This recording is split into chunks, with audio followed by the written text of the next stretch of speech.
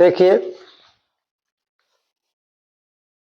पिछले पॉइंट में हमने बताया था वैद्युत द्विध्रुव के कारण तीव्रता दो स्थितियों में होती है। एक स्थिति होती है इसकी अक्षीय स्थिति और दूसरी स्थिति होती है निरक्षीय स्थिति। तो कल हमने अक्षीय स्थिति में वैद्युत द्विध्रुव के कारण तीव्रता प्रूव किया था। आज हम प्रूव करेंगे वैद्युत द्विध्रुव के कारण निरक्षीय स्थिति में तीव्रता। मान लेते हैं हम कि ये और भी हमारा कोई वैद्युत द्विध्रुव है। ये द्विध्रुव का मध्य बिंदु वो है, वो से r दूरी पर स्थित कोई बिंदु P है जिस पर हमें वैद्युत क्षेत्र की तीव्रता ज्ञात करनी है।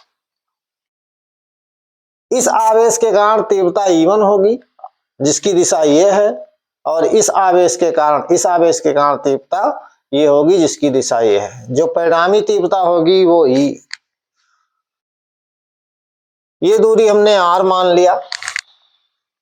ये पूरी दूरी थी 2l, ये इसके मध्य बिंदु पर है तो ये दूरी हमारी हो जाएगी l।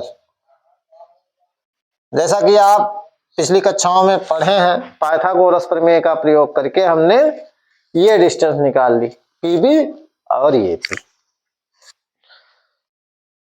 अब E1 बराबर हमारा होगा 1/4 पाई एप्सिलॉन 0 के Q/√r square plus L square का होल स्क्वायर। E2 बराबर हो जाएगा 4 पाई एप्सिलॉन 0 के Q/√r square plus L square का होल स्क्वायर। ये होगा PB दिशा में और ये है हमारी AP दिशा में।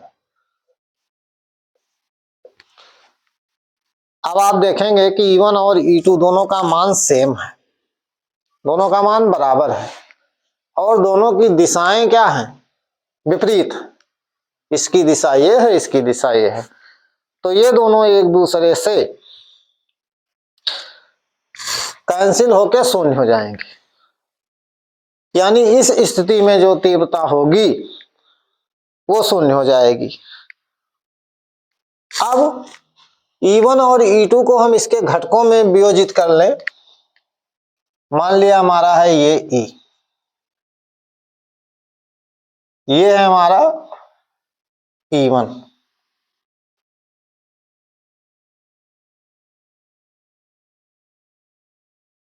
तो ये हो जाएगा E1 cos थीटा। ये है हमारा E2, इसके ऊर्ध्वाधर घटक में वियोजित करेंगे तो ये हो जाएगा E2 cos थीटा। ये एंगल क्या है? थीटा है, ये एंगल भी थीटा है। जब इसको हम घटकों में वियोजित करते हैं तो जो हमारी कुल तीव्रता होगी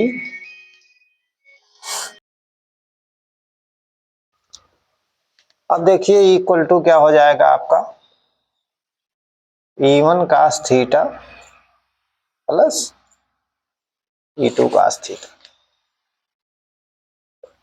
E1 का मान क्या है?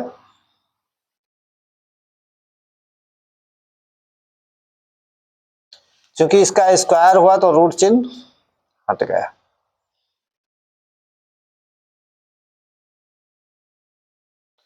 यहां हो जाएगा E2 का मान रखिए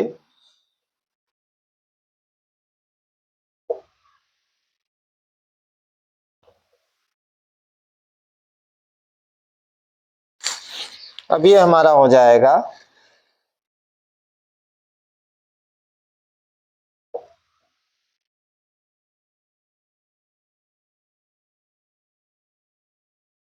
टू cos थीटा। दोनों टर्म आपस में क्या होंगे? ऐड हो जाएंगे।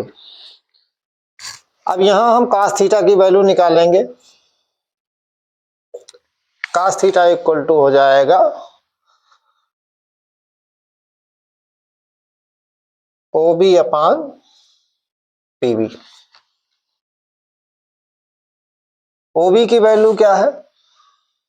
OB की वैल्यू है L और PB की वैल्यू क्या है? Root R square plus L square, यहाँ हम पुट कर लेंगे।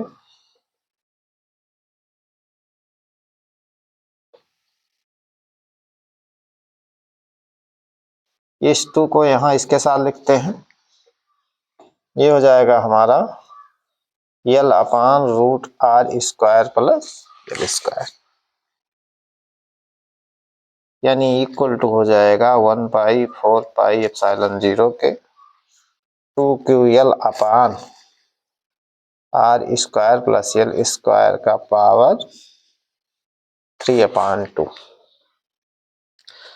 अब यहाँ यल को हम उपेक्षणीय मानते हैं,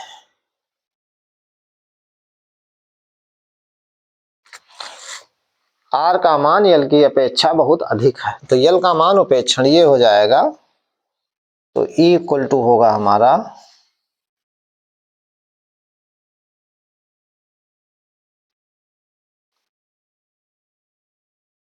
इससे ये कैंसिल होगा, यानी ई इक्वल टू हो जाएगा 4πε0 के 2 के अपान, अभी हमने पीछे पढ़ा है कि P इक्वल टू होता है हमारा 2ql, यानी यहाँ हम पुट कर सकते हैं, यहाँ कर दे रहे हैं E इक्वल टू 1/4πε0 के P/r क्यूब।